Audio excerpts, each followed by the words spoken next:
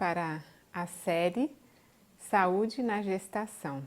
Este é o terceiro tema e tem como enfoque assuntos diversos.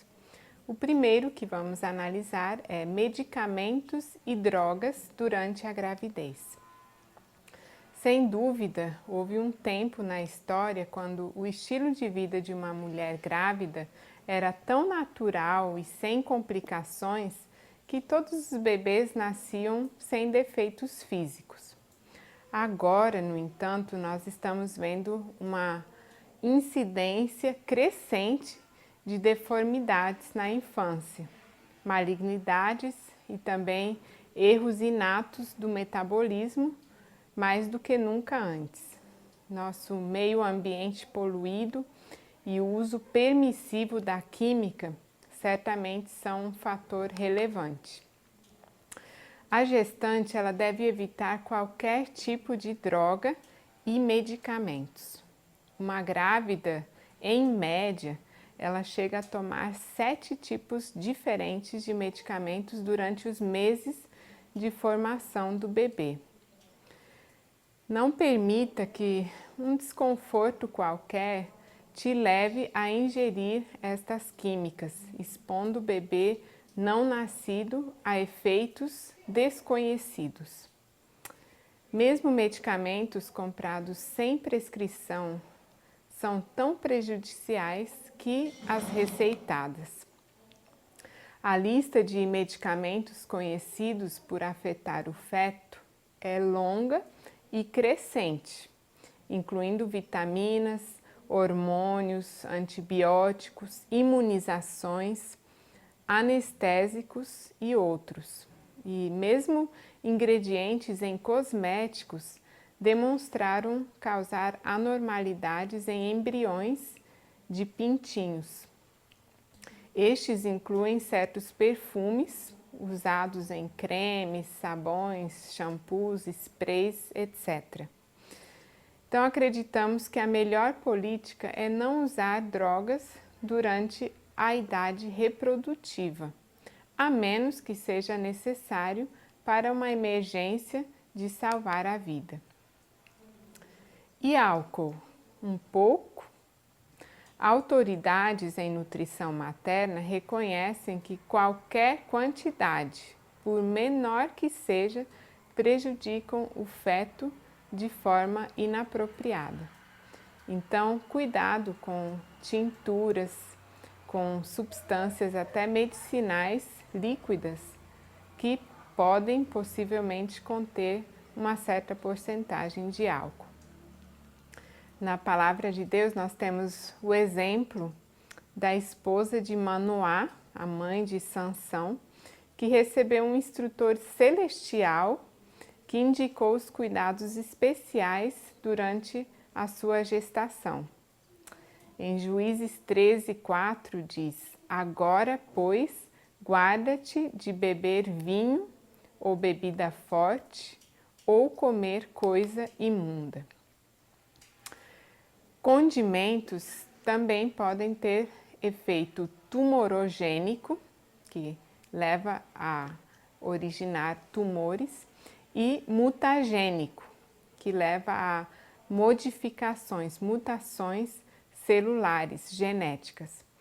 E podem ter um efeito de reduzir a função das células nervosas e afetar o QI da criança, mesmo que em alguns poucos pontos. Então, todos os alimentos apimentados, os vinagres, devem ser realmente eliminados da alimentação. E nós vemos que as mães, elas devem ser instruídas não só no que comem e bebem, mas até no que pensam. E dentro deste contexto, a dieta de pensamentos afetará a disposição e o caráter da criança. Mais uma vez, nesse livro Ciência do Bom Viver, nós lemos na página 272 e 3. Se antes do nascimento de seu filho, a mãe é condescendente consigo mesma, egoísta, impaciente e exigente, esses traços se refletirão na disposição da criança. Mães, nós precisamos realmente cultivar tolerância para com os nossos filhos e que terminem conosco os traços que nós tenhamos herdado que sejam negativas. E sabe o que acontece quando uma mulher grávida investe em bons pensamentos, uma disposição feliz e alegre, contente? Ela será recompensada 10 vezes mais no caráter, tanto físico como moral, do seu filho e também nos que com ela convivem. As gestantes não devem sobrecarregar-se com excesso de trabalho. A família toda deve fazer-se responsável pelo cuidado e o apoio na saúde da mãe. E até o sobreaquecimento no início da gravidez, por exemplo, junto ao fogão, alguns estudos consideram que podem causar problemas no fechamento do tubo neural. Então, períodos de festividades que não seja ali em frente ao fogão, muitas horas gastas para o malefício da sua saúde. Tema atividade física. Se tem um assunto único que eu diria ser mais importante em um programa pré-natal, é o exercício. Muitas outras deficiências podem ser corrigidas por um programa adequado de atividade física. E uma porção de cada dia deve ser passada em exercício ao ar livre. No início, passe 1 hora e gradualmente aumente o tempo até várias horas serem passadas ao ar livre todos os dias. Idealmente, passe uma boa porção fazendo caminhadas. Se você tiver acesso a atividades na horta, será um excelente esforço. E inclusive alguns exercícios onde você fica vários minutos sobre mãos e joelhos, numa posição tal, você favorece o adequado posicionamento do feto dentro do útero, porque a parte mais pesada, que é a região das costas, estará sendo favorecido por essa posição.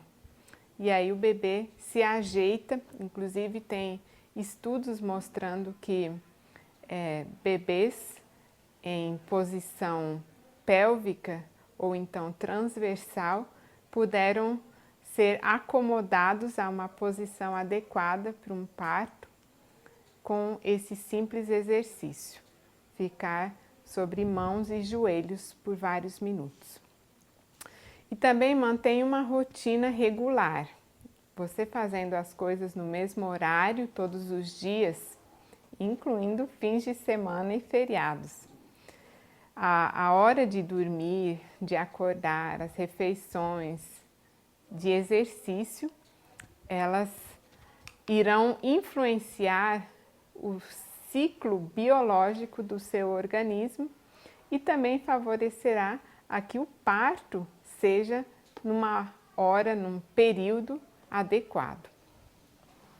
Um outro ponto não muito considerado é a vestimenta. Nunca deve ter uma sensação de friagem durante a gravidez. A circulação para a placenta e também, consequentemente, o desenvolvimento do bebê podem ser comprometidas por extremidades frias. Os grandes vasos sanguíneos, eles suprem os membros e a refrigeração faz com que eles se tornem contraídos, estreitos e levem menos sangue. e o sangue sendo desviado das extremidades irá congestionar a placenta e também reduzir a sua circulação. Também bandas e elásticos apertados ao redor do abdômen ou em torno de qualquer parte do corpo diminuem a circulação e devem ser evitadas. Inclusive, no bebê, é muito importante que você tenha esse cuidado de não permitir que as suas perninhas, os seus bracinhos estejam mais frios do que a pele da região abdominal, considerando que ele já tem a desvantagem de ter que carregar um cobertorzinho de lã ao redor da região pélvica chamado fralda.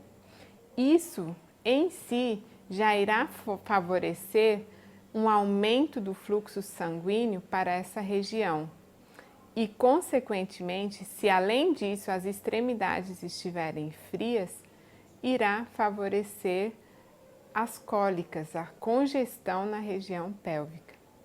Então, atente para esse simples detalhe que poderá diminuir bastante os desconfortos do bebê e também os seus. Durante a gravidez, tanto quanto na amamentação, a mulher ela precisa de tomar líquidos adicionais.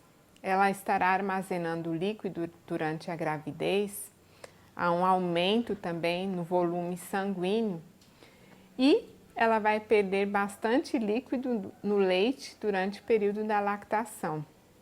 Então, cerca de 9 ou 10 copos de água devem ser tomados a cada dia. E uma substituição para alguns desses copos pode ser em forma de um caldo de verdura ou um chá como hortelã, água de limão, mas com certeza a água pura deve ser uma boa proporção dessa ingestão de líquidos. Uma mudança que você, gestante, poderá se aperceber é de se sentir algo desajeitada, especialmente nos meses finais. Isso é devido a uma produção de um hormônio chamado relaxina, que é produzido pela placenta e também pelo corpo lúteo. E esse hormônio, ele tem a função de alongar as articulações e assim elas acabam não ocupando uma adequada proporção, como sempre o fizeram, seja as articulações dos joelhos, dos pés, dos cotovelos. E aí, combinando ao fato de que não sempre você consiga ver os seus pés pelo aumento do volume abdominal, isso pode dar a você uma sensação de um pouco atrapalhada. E qual que é a função desse hormônio, da relaxina? Relaxar as articulações pélvicas para o parto. E a placenta o produz ao longo dos meses para que esteja pronto no tempo adequado para o bebê vir ao mundo. Realmente fomos criados de forma tão precisa e maravilhosa como exclama Davi. Em Salmo 139:14, eu te louvarei, porque de um modo assombroso e tão maravilhoso fui feito. Maravilhosas são as tuas obras e a minha alma o sabe muito bem. Que privilégio o da maternidade, poder ser não só habitação, mas totalmente parte de uma formação tão perfeita. E que nós aceitemos a força de vontade divina para colaborar em todos os aspectos que tenhamos conhecimento. Então, que Deus te abençoe e te fortaleça a cada dia desta formação.